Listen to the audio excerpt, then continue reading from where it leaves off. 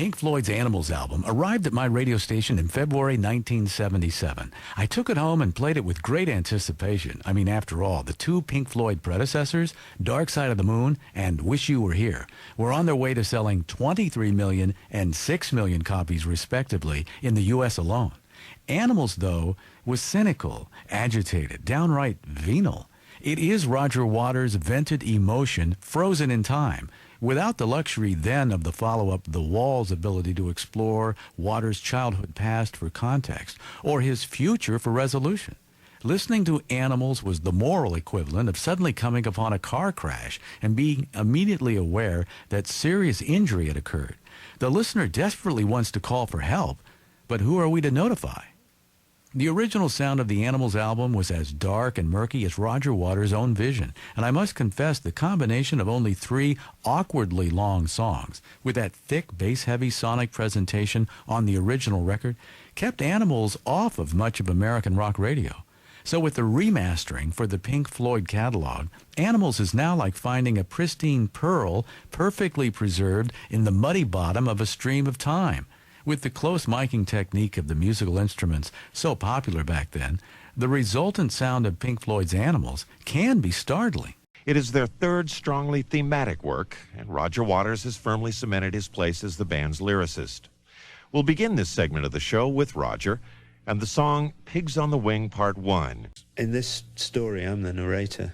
I'm George Orwell. If you didn't care what happened to me and I didn't care for you, that's the most important song on the record. Despite the gentle sentiments of this song, tensions in the band were increasing. Musically, much of their next album was comprised of tunes written before Wish You Were Here. The song, which later would be known as Dogs, was originally called You've Gotta Be Crazy, and the track entitled Sheep started out as Raving and Drooling. It was the exclusion of these 2 tracks from the Wish You Were Here album which caused the first major rift between Waters and Gilmour. The same 2 songs which eventually made up the majority of the album Animals. David Gilmour.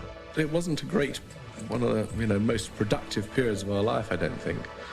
And we used those 2 tracks which went back to 74 and changed the names and doctored them around and stuff and did an extra one and stuck them on the album. I like them. I think it's a great. I love that album. It's exciting and noisy and fun, and there's some really good bits of effects and stuff on it that I really like. But I don't think that it's one of our creative high points, really. The Animals album is a metaphor, a commentary on the human animal, or at least 3 different species of Homo sapiens, as seen through the eyes of Roger Waters. First, the song Dogs. It's the corporate view. They teach people to be human beings. But when you've been taught to be human, what you actually are is pretending.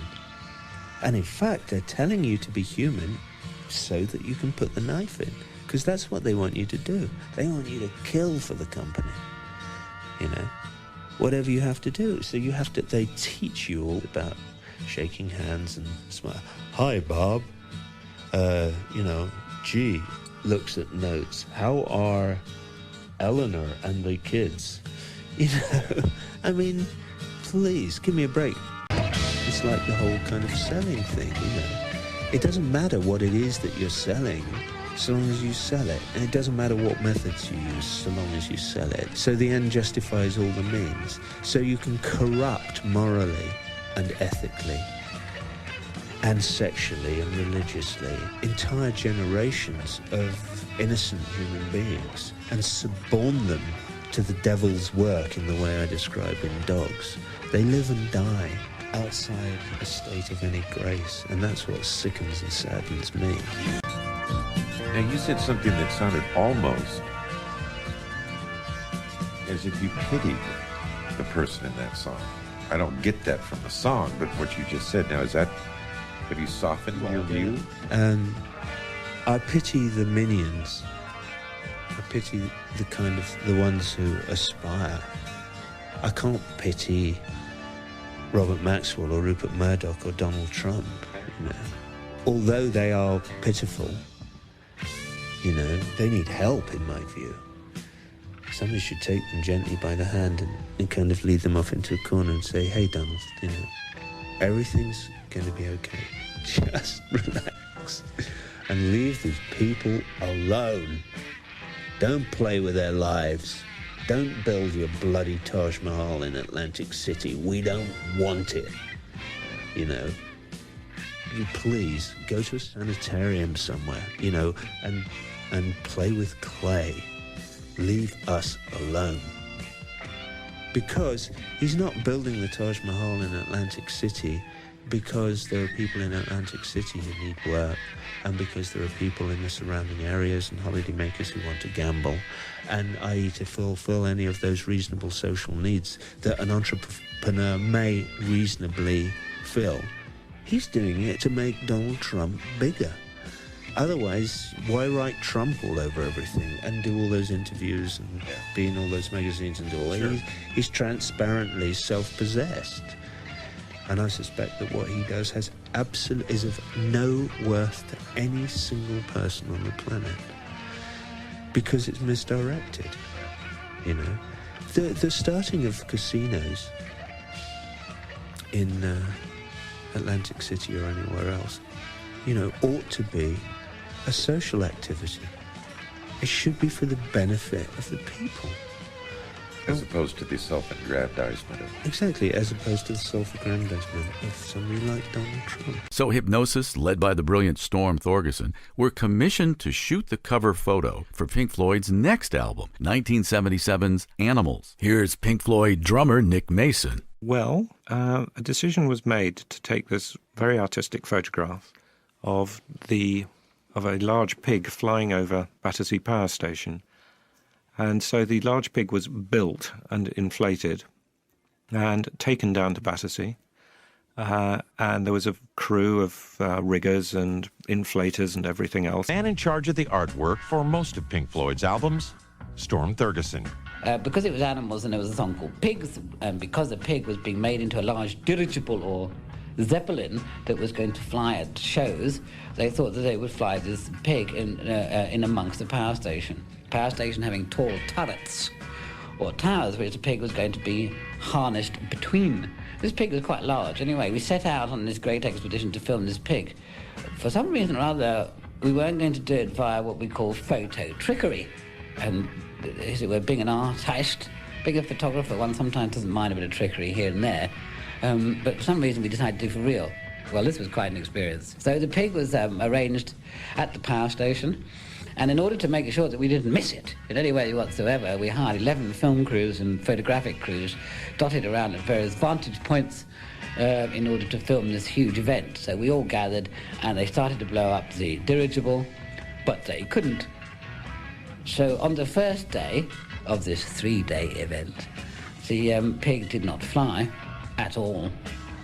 And the manager had been very astute and forward-thinking and had hired a marksman with a telescopic rifle in order to shoot the pig down should the pig go up and escape and thus become a danger to low-flying aircraft. So I did admire the manager for his foresight at this point. However, come the second day, the manager decided he could no longer afford the marksman for what appeared to be a non-event, so fired him, and the pig went up. So the pig went up and the marksman went home. That was all very fine, except, of course, that the pig of that particular day lost its bearings, or rather its guy ropes, and sailed off into the heavens. It was going completely out of sight. And to which we were on the flight-in path of Heathrow Airport, where the planes were coming much lower. So one envisions various delightful scenarios of pilots and public passengers commenting upon if only pigs could fly, etc. So anyway, by the time the marksman got there, the pig was at 20,000 feet and heading for Dover. And there were a lot of reports, some true, some less true, of warnings being given over the radio because the pig was actually on the flight path into Heathrow.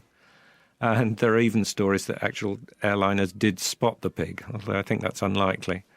There was a police helicopter did give chase, but the pig was actually it actually was climbing like an F-14 at the time, and It was some time later, I think. It reached a certain height, and then the various safety valves opened, and it began a gentle descent and landed in a field in Kent. Since David Gilmour is a licensed pilot, I just had to know the proper procedure for reporting a giant flying pig to the authorities. Well, usually, when I spot a pig, I don't know what he would have said. He said, the mind boggles, really, doesn't it? I've never actually, I have to confess, I know it must seem strange, but when I've been flying around southern England, over Kent, and over these parts of the outskirts of London, I have never actually seen a pig flying past. So I wouldn't really know how to deal with it. I mean, who would you think you should report it to? Do you have a view on this? I mean, is it something to do with air traffic control or something to do with the farming community? You just say, hands up, and if he doesn't put them up, you shoot them. I mean, I think, Redbeard, perhaps there's something we should explain. I don't think the pig would understand even if you did tell it to pull over. David Gilmour. Apparently it landed on a pig farm in Kent, so I'm told. In fact, in the end, the actual cover, we got one really great shot of the power station with great evening lighting, but it didn't have the pig up there, and we had another shot of the pig up there, and so we actually had to lift the pig out of one shot and put him back into another shot, which is amusing in a way, because we could have done it all, just taken a shot and drawn a pig on it, or taken a separate photo. You could have done it by trickery, but we wanted to do it for real. And in the end, it is slightly tricked anyway, because the pig was not photographed at the same time as the power station, but it was in the same place. For those of you who may not know, Roger was kind enough to include the former Prime Minister of England in this song. Right, the second verse is probably a Thatcher verse. She's just, she's a hired gun of big business. And she's very capable and good at it, because she has no imagination at all. If you're brought up in the scullery or the grocer's shop as she was, you either develop into a revolutionary or a lackey. And she's a lackey. She is the lackey of big business. But this is a woman with no poetry in her soul. She doesn't have the imagination to understand any of what I'm talking about. This is interesting, because I remember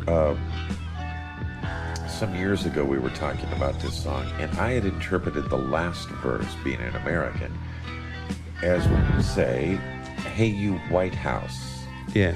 Ha ha, charade you are. I thought, well, obviously he's talking about the president. Yeah. And that's not right. No. But tell us who that is. She's a woman called Mary Whitehouse, and 20 years ago she started a thing called the National Viewers Association. And she's basically, she's on a censorship jag. She wants to keep sex off the television. She doesn't really care about violence. But the sex has got to go. Sex has got to go, yeah. It's just a manifestation of all that old, outdated kind of plebeian Victorian moralism, which we could so well do without. And she's part of the lobby that thinks that people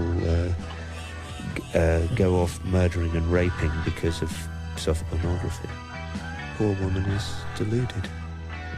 But she makes a big deal of it, and she's gathered a lot of other people who I feel are deluded as well around her, and they all ring up and complain to the BBC, But it's also nice that she's there, because she makes a very convenient target for you. Yeah, except that it's not nice that she's there, because she has a long fuse. She's slow to anger. She's quite articulate. She keeps her hair neat. She wears spectacles. She has a slightly northern accent. She's plausible. She speaks well on television. She's into a power trip of her own, which makes her go in talk shows and stuff like that. And she probably convinces a number of otherwise, innocent and intelligent and okay people to her point of view, and that's why she's dangerous, in my view. By then, Roger was producing the bulk of the work. There'd been some fairly severe changes in the way we operated, and the concepts of going into the studio and messing around as a group until a good idea came out were really, that was a bygone era, and the tendency was more now towards people writing at home and bringing in a finished piece. And I think it was probably just a much more effective way of getting anything done. Richard Wright. I didn't really like a lot of the music on the album. I have to say I didn't fight very hard to put my stuff on, and I didn't have anything to put on. I mean, I played on it, and I think I played well, but I didn't contribute to the writing of it. But I think also Roger was kind of not letting me do that. This was the start of the whole ego thing, I think, in the band. Animals. Aside from internal pressures, the sheer size of Pink Floyd's success was beginning to become a problem. The band, who had been used to dedicated audiences who paid close attention to every subtle nuance and sound effect in their live performances, were changing as the Floyd moved into larger and larger stadiums. David Gilmour. Well, it was obviously getting to Roger a lot more than it was getting to me. We had stopped doing anything as quiet and as we had done before. There are no moments that go quite like that on Dark Side of the Moon or Wish You Were Here. There's quite quiet moments, but they're not. I think we'd forgotten about doing that sort of stuff. We'd been forced out of it and had forgotten about it. So I don't think I was too bothered by that. It was just, a mild irritation that some of the audience would be down there shouting and screaming and whooping and saying, please, someone I can shake my ass to. And people came to it for a party, more and more throughout the 70s, It became more like going to a party. They'd bring great big huge cool boxes, 3 people would carry them in and blankets and stuff, and they'd make a whole encampment in the middle of a stadium field, and they'd sit there and drink beers, and you half expected them to get a ghetto blaster out and start playing their music themselves while you're playing music to them. I mean, it seemed like for some of the people that went there, we were background. I don't know, I mean, to a certain extent, one could get that feeling, and certainly one could find that annoying to a certain extent. And the close of the 70s decade found Pink Floyd experiencing more and more success, while curiously, at least for main songwriter Roger Waters, enjoying it less and less. Waters, whose pithy lyrical observations had grown increasingly cynical on the albums Wish You Were Here and Animals, conceived the next Pink Floyd album as an epic modern-day passion play that Waters called The Wall. And that idea arose specifically out of the Animals tour. Because we were playing in stadiums almost exclusively, for the first time, it became clear to me after doing one or two, from the conversation backstage and from the response in front of the stage and for the things that happened afterwards and from the injuries and the this and the that and the general vibe I got, that this was no longer musicians writing and performing songs and, well, it was, but that was no longer important. What had become important was the gross. It really upset me over a period. We were, playing stadiums for 6 or 7 weeks, and it really started to get to me. And the last one we did was in Montreal in the Olympic Stadium. 90,000 people stretching forever into the distance, chain link fencing in front of the stage, kids on apparently on some kind of Pavlovian dog trip of screaming their heads off from the moment that we appeared on stage till the moment we left. Nobody listening, well, not nobody, I'm sure there were a lot of people in the audience who were trying to listen. Very difficult for an audience to pay attention to what's going on. And what was important, and I've been to lots of stadium shows since, and with the exception, I think, of Live Aid, they're all the same. What's important, is the demagogy, is the worship of the very rich people. Rich in terms of having earned a lot of money, but also maybe rich in terms of the way the audience perceives how it must be to have written such and such a song or to be that popular or whatever. It's the worship of idols from afar, and I find it distressing. It was noisy, people were shouting, and he wanted them to listen to music, but you can't ask people to do that in a stadium of 50,000. They'd shout for what they wanted or their favourite songs or whatever.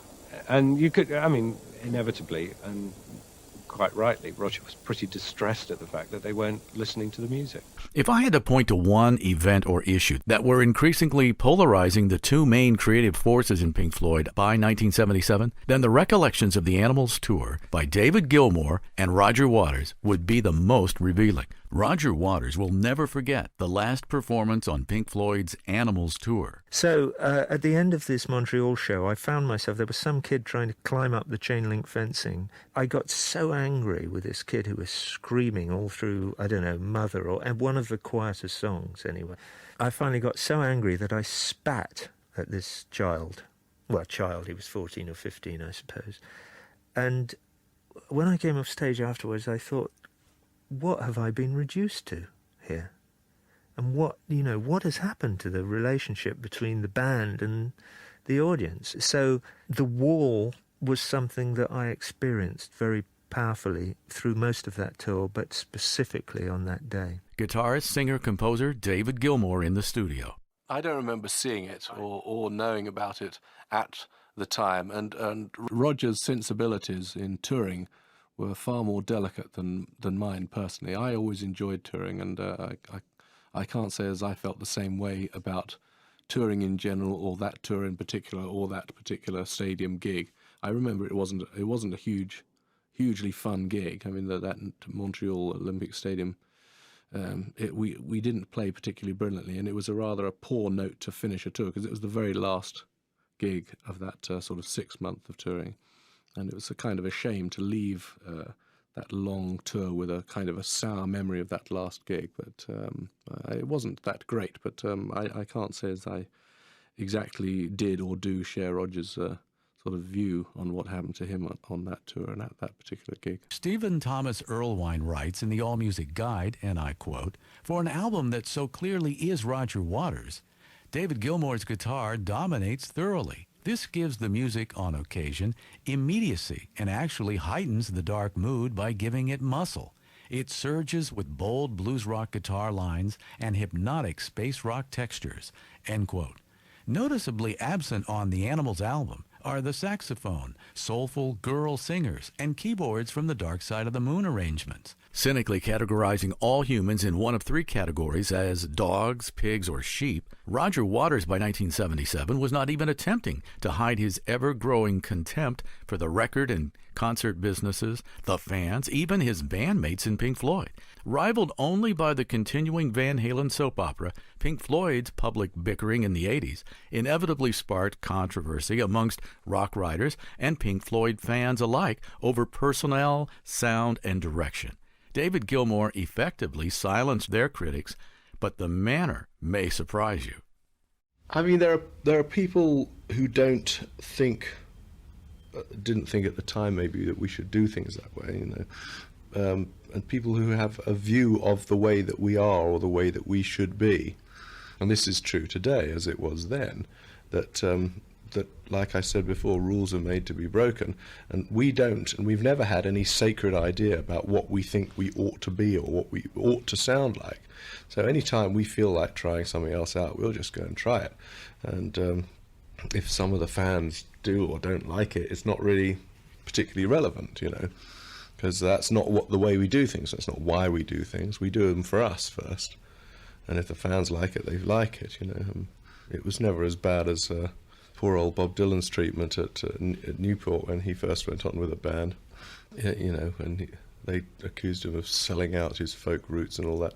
But you know, we got a little bit of that sort of general vibe that you know, it's like other people start thinking they possess something of you and they have a right to tell you how you ought to sound and the way you ought to be. But it just isn't sacred to me. And I don't think it ever was to us that it should be any one particular way. And if we want to chuck a saxophone in or get some girl singers or put an orchestra on or whatever we want to do, that's fine, you know, as long as it comes out sounding nice to us.